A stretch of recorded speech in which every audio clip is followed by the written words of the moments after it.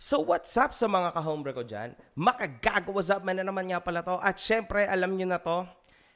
Ito po ay ang aking reaction video tungkol doon sa inilabas ni Cherry White ngayon na video niya sa social media kung saan po siya ay naghugas na totally ng kanyang kamay.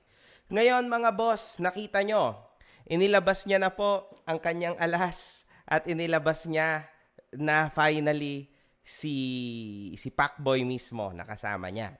Kasi wala na. Feeling niya mawawalan na po siya ng career kasi durug na siya sa mga haters, sa mga fans niya turned into haters. Ngayon mga kahombre ko, sa totoo lang, alam nyo, sabi ko nga, no, forever kong ipagtatanggol si Boy Tapang, forever ko siyang isi-shield kasi may utang na loob din ako kay Boy Tapang dahil sa mga ginawa niya sa akin in the past. Pero may utang na loob din siya sa akin dahil sa mga ginawa ko sa kanya in the past. So, good lang kami, parehas kami and we are friends. Kaya ako nandito dahil dito kay Cherry White, no. Ang gulo po ng istorya niya, literal na ginaya niya na ang aking best friend na si Tony Fowler. Halatang-halata na sobrang ginaya niya na. Kaso lang ito, uulitin ko, may twist. Nakita nyo naman, initially, very contradicting agad mga kahombre ko kasi ang unang edit doon is ang sabi ni Pacboy walang kami, hindi naging kami. Pero wala silang ibang pinag-uusapan kundi yung relationship nila mga kahombre ko from the beginning till the end of the video. 'Di ba? Na may nagawa si Pacboy na ganito, na ayaw ni Cherry White ng ganito sa bahay, ganyan sa bahay. So, ano ba talaga ang totoo, guys? Naging kayo ba talaga o hindi? Alam mo, Cherry White, sa totoo lang, sabi mo sa video mo, very clear, yun yung mga unang words mo, magpakatotoo tayo, wag peke.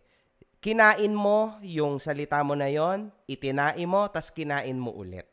Isipin mo yun. Alam mo, Cherry White, yung mga tao, yung mga fans nyo, lamog na ang utak ng mga yan. Actually, hindi na nila alam kung saan ba sila mag-i-stand. Will they stand against you? With you? Against Boy Tapang? With Boy Tapang? O kaya kay Pacboy sila? Ano ba talaga?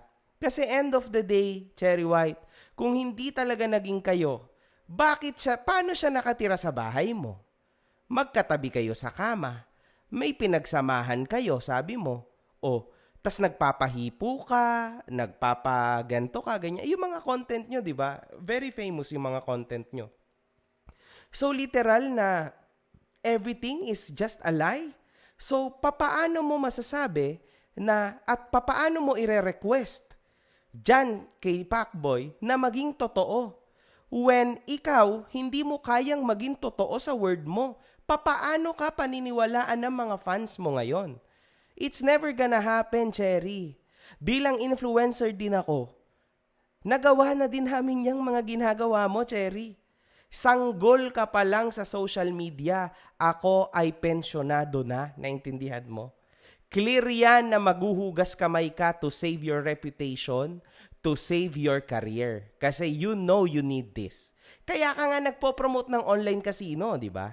Which ako rin, nagpo-promote ako ng online sabong, online casino. Parehas tayo, Cherry. Alam ko na kumikita ka sa commission. And then meron din na kumikita ka rin na meron kang income monthly, di ba? Alam ko yan, man. Di ba? Kung ikaw ay seryoso sa mga vlog mo, tulad ng sinasabi ng ibang malilinis na vlogger, hindi ako ha, di ba? Bakit mo kailangan na gumamit ng tao? 'Di ba? Bakit mo kailangan gamitin yung tao na alam mong malinis sa social media tulad ni Pacboy? Well, meron din akong sasabihin tungkol diyan.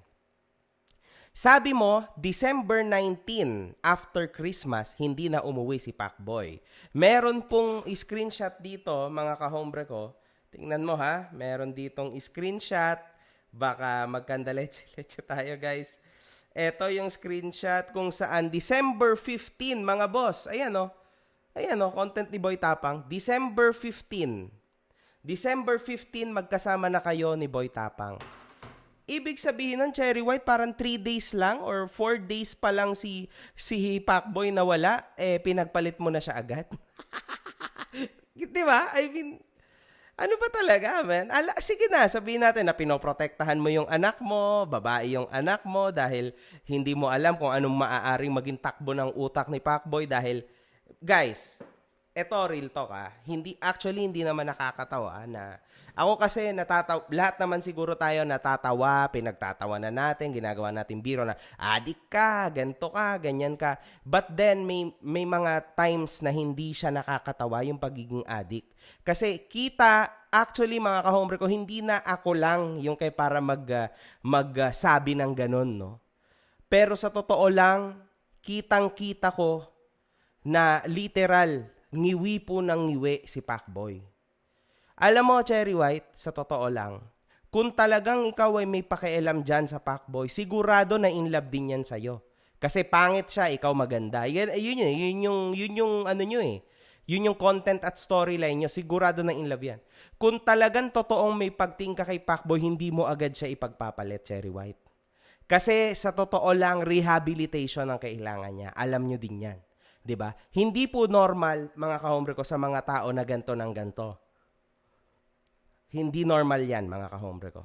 Okay? Tapos bagay din yan na hindi rin maipaliwanag, masabi, mailabas ni Cherry White. Kung saan sa bandang yan, nire-respeto ko talaga siya. Because she's doing good sa part na yan na kanyang i-private, 'di ba? Na kumbaga, lahat ng ito ay chismisan lang between me and you, guys. Pero wala tayong confirmation. Di natin alam kung totoo nga ba. Nagbe-base lang tayo sa movement ng kanyang jaw. Kasi hindi po normal yon, mga kahombre ko. Isa pa, normal lang din ba, mga kahombre ko, na sobra ng intuitive na ang isasagot at sasabihin doon ni Panga ay siya lahat ang may kasalanan? I mean, di ba, ine-expect na nating lahat yan. Siyempre, siya lahat ang may kasalanan. What do you guys expect? Di ba, Cherry White? Paano naman naging kasalanan ni Cherry White? Siyempre, kasalanan niya ni Pacboy kasi si Pacboy po yung may mas maraming fans. So, dapat, yun yung makuha at maibalik ni Cherry White. Kaso, Cherry White, mali yung tactic mo, mali yung technique mo, mali yung pakulo mo. Itong ginawa mo na to, lalo mo lang pinagulo yung sitwasyon mo. Kasi hindi kakayanin ng hugas kamay ito mga ganitong movement. Lalo na't may napakalaki kayong issue na kailangan sagutin at kailangan yung aminin talaga sa mga tao. Kaso lang, Cherry White, para sabihin ko sa'yo, baka sakaling magbago yung isip mo, ano? Hindi rin e-epekto ngayon dahil nagawa mo na yung move na yan. Hindi na rin e-epekto yung aamin ka na. Kasi ang mangyayari dyan, mawawala na ng gana sa'yo, mga followers mo. Real talk yan, man. Sobrang real talk yan. So, mag-ingat ka sa magiging next move mo.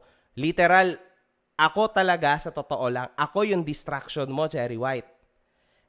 Alam mo, real talk, kasi bobo ka bobo tong tao na to Bobo ka, Cherry White. Bakit? Eto na, sasabihin ko na, ha? Paulit-ulit ako sa mga video ko. Ha? Cherry White, kaibigan ako ni Boy Tapang. Tanga ka, Cherry White. Ibig sabihin, gusto din kitang isalba para sa kaibigan ko. Kasi syempre, Cherry White, di ba? Ayoko na malaglag ka kasi malalaglag din ang mahal kong kaibigan. Alam mo ba ibig sabihin, kaya kung ba't ko inuulit-ulit yon? Kung bakit ako nagpapadistract sa yon, tanga ka, para ako yung pansinin mo, hindi yung mga tanong ng mga taon, tanga ka. Which yun ang sinagot mo. Ngayon, dahil yan ang sinagot mo, sa araw na to, sa oras na to, sa pagkakataon na to, lalo mong binaon ang sarili mo. Lalo kang nagkandaletse-letse. Kung nakipaglokohan, gaguhan ka na lang sa akin, di sana hindi ka na aabot dyan, di ba? Bakit hindi mo yun naabot? Isinesegue kita, Cherry White. Kaya nga kita iniinsulto, niloloko, inaasar-asar, ginaganyan-ganyan, tinitis-tis kita. Kasi para ako, sa akin ka, ako yung paghumalingan mo ng banat mo. Para mawala na yan sa isip mo. Oh, di ba? Kaso wala. Hindi mo pala naabot. I feel sad about it. Now, mas magiging mahirap sa'yo yan. Baka to the point na mawalan ka pa ngayon ng trabaho. Legit yan. Kasi marami na talagang mawawala at mawawalan ng gana sa'yo, Cherry White. Ngayon, yung mga lumalabas na picture mo, actually, real talk, na retokada ka, na iba yung trabaho mo dati, sa bar ka nagwo-work and all that. Wala naman akong pakialam dun eh. Who cares, man? Who cares? Sa panahon ngayon? Sa panahon na halos lahat naman retokada na eh. Di ba? Wala namang problema dun eh. Hindi yun ang problema, Cherry White. Ang problema is yung utak mo o kaya yung past mo. Who cares about your past, man? Kahit pa walker ka, puta ka, anong ginawa mo, karpentero ka, basurero, who cares, man? It doesn't fucking matter. Ang mahalaga is kung saan ka nadala nung posisyon na yon sa panahon ngayon. Diba? Ako, di hamak na pizza maker lang naman ako sa England, diba? Bakit nasa na ako ngayon, man? Diba? So it doesn't matter kung anong trabaho mo. It doesn't fucking matter. Biro-biroan lang yan, Cherry White. It's just a freaking, loko-lokohan lang between chismisan lang between me and mga kahombre ko. Diba? Ngayon, Cherry White, to tell you the truth, sobra ako na-disappoint sa'yo lalo, man. Lalo ngayon.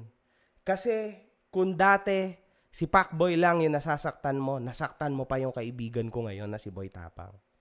Tas isa pa, nadadawit mo pa siya sa malalamong kontrobersyal. Kung saan si Boy Tapang, mga kahombre ko, hindi naman sanay sa mga ganyan. 'Di ba? Alam nyo naman yung content niya dati, kung ano-anong pinagkakakain niya, ginagawa niya. Even ako, 'di ba? Nagpakita rin ako ng tite. 'Di ba? Ako 'yon, sa will ko 'yon, nilabas ko yung titi ko, ganyan, oh. But mga kahombre ko, yung part na 'yon, bilang influencer, alam mo na nagawa mo 'yon, pero wala na, nagawa mo na 'yon. What to do, man? Internet, hindi yan nagpo-forgive ang internet. Internet won't forget. So, you know that, man. You know. So, ngayon, kung maglalalabas yung mga ganyan, kumain si Boy Tapang ng tae, nagpalabas ako ng tite, kinain niya yung puwet ng baka, yung lumalabas niya. Man, what to do, man? Those were the steps to be in this position where we are now. 'Di ba? Kung nasaan si Boy Tapang, kung nasaan ako, kung nasaan si Cherry White. Ganun talaga. You need to do something different to be on top. Kasi wala na, man. You need to, gusto mo maging sikat, di ba? So that's the way. Na easiest way. Kung gusto mo ng hard way, doon ka sa ginawa ni Kong TV. Pero, malinis. Di ba? Kaso hindi kami si Kong TV. We can't do that. We won't be able to do that, man. Isang tao lang siya and that's him. Okay? Now, napansin ko rin, Cherry White, since na-report yung main page ni Pacboy, dun mo na siya iniwan eh. Kasi alam mo, na-realize mo din na wala ka nang mapapala kay Pacboy. Yan talaga ang real talk, di ba? Kasi isipin mo yon. Uulitin ko, kailangan mo talagang kumita. Everybody needs to, man. Kaya nga hindi ako against dyan. Nagpo-promote ka ng link, online casino link. It doesn't matter, man. Kasi kailangan mong kumita. Alam ko na wala ka rin kinikita sa mga views mo dyan sa YouTube. Mahina yan. Pucha. Tapos, sa Facebook, wala ka rin kinikita dyan eh. Mahina yan. Ang tunay nakita nandyan sa link na yan. Pero wala dyan sa Facebook mo. Alam ko yan, man. Kasi between influencers, we know that. 'Di ba? Tapos somewhere down the line, pwede ka pang ma-report yung Facebook mo. Wala ka na monetization. It's over. Ay, nako. Mga kahombre ko, alam nyo, sa isang banda, legit, man, kailangan talaga nitong si Pacboy ng tulong. This can't go farther, man. Kasi it's not gonna be a good ending. Yung mga mata ni Pacboy kanina, he's so lost to the point na parang hindi na scripted yung part na yon. Lahat kasi yung buong video na yun, scripted yun. Hugas kamay yun. Pinag-usapan na nila yon. Pero yung totoong muka ni Pacboy, mga reactions niya, something is true there. So the guy needs help, mga kahombre ko. And sana may makakita sa kanya sa part na to. Cherry White, alam mo kahit anong mangyari, responsibility mo pa rin siya. Kasi pinagkakitaan mo siya, pinagkakitaan ka din niya, nagkagamitan kayo. So, man, you need to help the guy. Alam mo yon, sort this thing first bago ka makipagbalikan kay Boy Tapang, di ba? Hindi yung dali-dali kang bumalik dito from Cebu. Just para lang gamitin ulit siya. Grabe na yan, Cherry, di ba? Ayusin mo naman siya, di ba? Bring him somewhere kung saan pwede siyang matulungan, di ba? So, yun lang.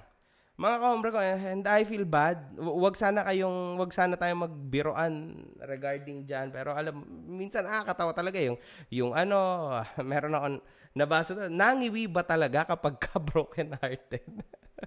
Siyempre nakakatawa talaga because he's known as a comedian. Pero tangina man. Pero I know. Grabe, tangina. Ewan ko.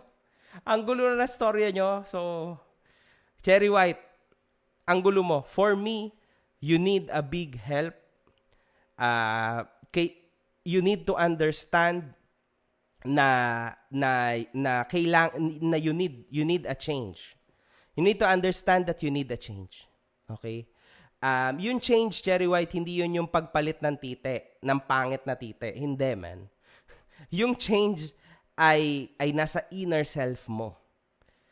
Look after your kid, and then tanungin mo muna yung sarili mo. Take a break, man. 1 week, 5 days.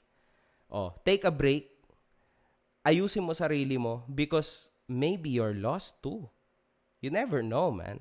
Parang parehas kayo ni Pacboy na lost.